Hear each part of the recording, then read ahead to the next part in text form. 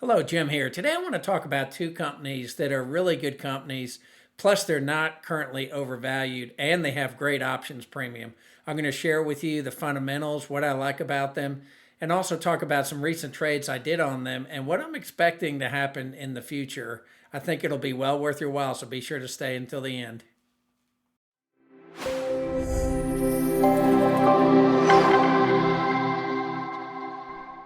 First stock I want to talk about is Micron. I currently own Micron. I've owned it for a couple of years, but I've also been trading on it recently, running what I call my vertical put credit spread wheel trade. It just expired Friday, so I'm looking to make a new trade. So again, I'm going to look at Micron, be sure everything still looks good. I've got Seeking Alpha here. I typically like to look at the key information, see what kind of range it is in the 52-week range, and it's been trending kind of sideways, which is nice. It's made it a lot easier to trade on. And its PE is just shy of 12, and it has really good earnings per share. Now, if we go out and actually look at earnings, they do have earnings coming up on December 18th, which is Wednesday. And typically I don't trade around earnings, but I believe Micron is not overpriced. It could very well be a scenario where it has good earnings and it shoots through the roof. Of course, the possibility is that it does have negative earnings or bad earnings and it drops quite a bit. But I wouldn't mind picking more up. So I don't look at it as being overvalued. And you can see here, it's got some really substantial increase in earnings per share each quarter. I mean, these are huge numbers, 363%, 268%, 136%. In this quarter, fourth quarter 25, you're talking almost $3 a share, so pretty significant. We can also look at earnings estimates. I sometimes forget to share this, but we can see here they're believing in August of 2025 they're going to make about $8.78 per share, and then $12, but then they will have a drop off in 27, but then heading back up in 28 and 29. So that means in the next 2 years, they could potentially be up quite a bit. I also like to look at valuation, and here it's pretty rare to see A plus. So they are not overvalued. If you compare the PE to other companies like NVIDIA and other chip makers other than Intel's been hammered so hard lately. But they're definitely not overpriced. Now, do they have growth? Well, they have pretty good growth too. So they have revenue growth of almost 61%. They have earnings growth is substantial, over 300%. We just saw that a few minutes ago. I also like to look at, let's see, was it value? Yeah, we can look at capital structure. This is another area of Seeking Alpha that I really like. If you guys are curious about Seeking Alpha, I am an affiliate. If you sign up for it and you keep it past the free trial, I will get a little bit of a kickback, but you can find details in the description. It's something I use on a daily basis. It's my favorite tool. I'm also going to share with you Barcharts, which I also like, but my go-to is definitely Seeking Alpha currently. But you can see here it has good cash. Total debt is 14 billion, but its market cap is 113. I like to see debt to equity of, I prefer below 50%, so they're well below 50%. So that looks good. Profitability is A plus. Again, you don't see A plus very often. Now their return on capital could be better, or return on common equity, but their CapEx looks good, and they're bringing in a ton of cash. So it's primarily because they're such a large company that, their ROE will probably improve over the next 2 years as they bring in a lot more. They grow so much more that it'll have a pretty good impact. So, and then let's jump over to, this is bar charts. I really like bar charts too. These are the two primary tools I use. My advice when you're looking at these kinds of tools, pick one, possibly two. They have so many features and functionality. It sometimes can cause you to get lost in the tools, if you get my drift. what's important is finding good companies and kind of sticking to it. So here we're looking at Micron. I like to look at their, I don't know that I agree with that, but I was going to look at the interactive chart. And you can see here, their current price is right in the middle of the Bollinger Band. But again, I personally don't think they're overpriced. And if you sell a put, you could probably, I've been selling puts right around 100 when I'm doing the wheel. But if I do a longer term trade, like I have the longer term, closer to a 15 delta that I believe is right around 90. So it's like right here. But with where they are priced currently, you could probably do something like an 85 or 88, which would be, or this is like right at around an 87. So right towards the bottom of their Bollinger Band.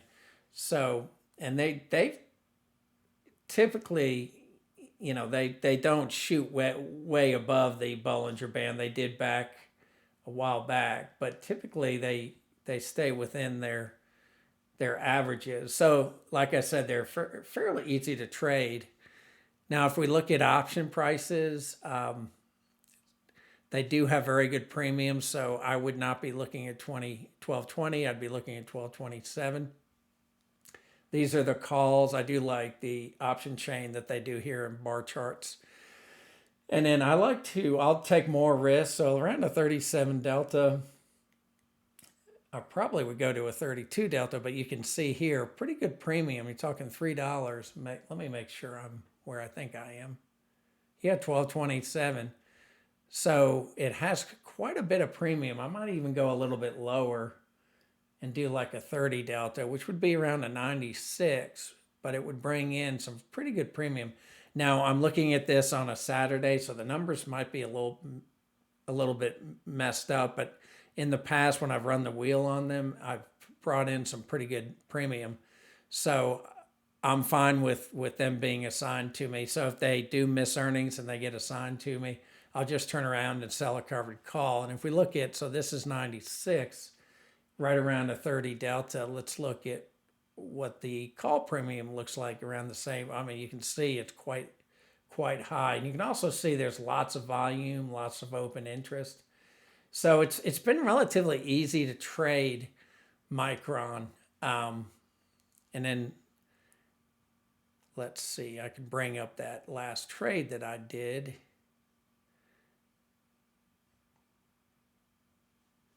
So, and it's down here. So right here is Micron. I had rolled it, but I'd brought in $204, and now this is expired. So I could pretty much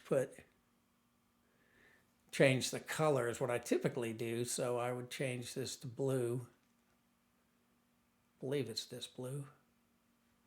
Or I can just copy it. So this one is traded, or not traded, it's currently closed. What I have left are AMD and 4. But this worked out to be a good trade, 190. And it was in and out of the money all for the 2 weeks I ran it. Like I said, I made 204.54. This was for the roll. And it was almost like a 260% return because it was based on 16 days. So if I do a trade on Monday, it's going to be very similar to this. So that's why I was showing in, looking over here, if we come back down to the 30 delta, oh yeah, because I'm forgetting of buying. I also buy the put too. So the 30 delta right here, and then if I bought $10 out, so let's change this to 20 strikes. So I would do probably, again, the 30 delta, so 96, and I would probably do 86. So you're talking around 340, 350, and then I would spend around 88, 90. So again, it would be a little bit more. It'd be almost like $250. If you want to take less risk, you could do a $5 spread, so you could do 293, so around 299, and then go to or what, actually the 30 delta was 96. So you could do a 96.90 or 96.91, and you would still bring in some pretty good premium for each contract. So that's probably what I'm going to do. I'll probably come Monday go ahead and do another Micron trade. And then I have these other two that are expiring, AMD and Ford, that will be expiring Friday. So I'll probably do a new trade with them. I may roll them. It all depends on how close they are in the money, or how, currently AMD is pretty near in the money. So that's Micron. Next, I want to talk about AMD. A lot of you might think, well, AMD is not doing well. It's a bad stock to be in. I'm not so sure. I think there's a good chance it could blow up. So let's jump into that next. I've opened up AMD within Seeking Alpha, and you can see it's been hitting lower lows. It was as high as 210, and it came down to 154, then went up and then hit a lower low. And now recently it's hit an even lower low. I actually rolled a trade on Friday. I rolled it. I switched it from a vertical put credit spread to a cash secured put, and was able to bring it down to 125. So I'm a little bit out of the money, and I moved it out to January. Now you might wonder, well, why am I talking about AMD if I just had to, roll a position down and out? Maybe it's not a good stock to be trading in, and it's doesn't look as cheap here with a 38 PE.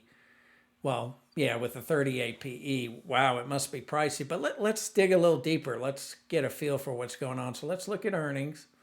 They did beat earnings recently. Back in 1029, their next earnings is 128. And you can see here, they're also increasing earnings quite a bit, 41%, 56%, 60%, 49%. If we come down and we look at the earnings estimates, so let's see what they're going to potentially do in 25. And here, so in 24, 332, and 25, potentially $5.11 per share. And then up to 719, then 911, then 1159. I mean, these are some pretty big year-over-year growth. And you can see the forward PE. So it's 38 now, but next year, if you look at the 25 numbers, it's almost like a 25 PE. Look at 26, it's almost like an 18 PE, and so on, meaning it's probably going to increase. It typically has around a 25 or 30 PE or 35 PE. So meaning there's a good chance the stock's going to keep trending up higher and higher. I believe this is kind of a blip before they start moving to higher highs. Almost like what happened with Zoom, where Zoom kept hitting lower lows and, then turned it around with some really good earnings and then some really good guidance on what they think earnings and revenues would do. And I think that's going to happen with AMD. Valuation, so C+, they're not way overvalued, but they, currently if you look at their PE and some of the other factors, but this is using today's numbers. I think if you look at potentially what 25 is going to look like, it won't necessarily be like that. Now growth, they still have very good growth. So they, just being such a good growth company like Micron, they should command a higher PE. That's why I kind of think it's a little bit crazy with where Micron is. And then profitability, not quite as good as Micron's, but still good, a B plus versus, an A or an A minus or whatever. Now we can also look at valuation. Let's look at the capital structure. So 205 billion, and then they only have total debt of 2 billion. So they're fine debt to equity. They have a good amount of cash, and their enterprise value looks good. So it's, I do like to see all those things. So let's jump over into bar charts. And here I've got AMD, and it again is trading in not a crazy range. They did get way up to almost 227. When was that? Let's see if we can see the dates. That looks like early this year. So they did get way up, and then here you can see them trending down. But like, I think this might be 22. Yeah, 22, they trended down, then they popped back up, and now they trended down. And I think they're going to go back up. And then option prices, just like Micron, they have really good open interest and really good volume. So let's actually do 20. And again, for them, I like around a 30 delta if I'm going to be doing the wheel. If I'm going to do something farther out, then I would do more like a 15 delta. So we'll come down to the put. So what does a 15 delta look like? Even if we just go out a week, so $67, $68. Now if we do a 30 delta, 150, 151. But if you do a $10 spread, you would do the 123 and then the 113 or 115. So it'd be almost $120. So you can even go short term. Now I typically go farther out, so I would look at the 117 for the monthlies. And then if I'm going to do a 15 delta, again, I would come over here. Oh, wrong place. That's a 1.4 delta. So they have a 12 delta or a 19 delta. I typically will go to the next higher delta. So I would do this 19 delta. You're talking right around $200. And then if you did a $5 spread, it would be 200 minus 42. Anyway, am I doing this right? Yeah, no, it would be 200, $5 spread. So you'd earn about 85. If you did a $10 spread, you earn about 135, I guess, or something along those lines, which is what I like. And the 115, if we come back here and we look at their pricing, we go out 5 years, that would be right even a little lower. I don't think they were, last time they were at 115 was right around November of 23. So overall, a really good company with some really good potential. So you might ask, well, what am I going to do with this particular trade? I'm probably going to let it get assigned, or I'll look at rolling it. But they could pop back up. They're currently at 126, but both Micron and AMD can move radically, can move very, very quickly. So I wouldn't be surprised. Just to give you a for instance on why I think there's a good chance that these companies could substantially move in the not so distant future is if we go to Broadcom. Let's pull up Broadcom. And they had earnings on Friday, and they make some very similar chips to what what Micron makes. But then the other thing I forgot to mention about AMD is they actually have a lot of interesting product lines. They also have data center stuff, and they're also making similar chips to potentially compete with NVIDIA at one time. So they had good earnings, and look at what happened to them on Friday. Again, another missed opportunity. I kind of wish I had been assigned because a 24% return in one day is outrageous. Now, I do think they'll probably trend back down. A lot of times when something like this happens, they trend back down. Another great example is APP, which I've talked about before. This is another stock, and they shot up, but now they're trending back down. I wouldn't be surprised if they trend down to the 250 side, but they also went up big time. It's hard to see here, but they went from right around 90 all the way up to 379 in 3 months.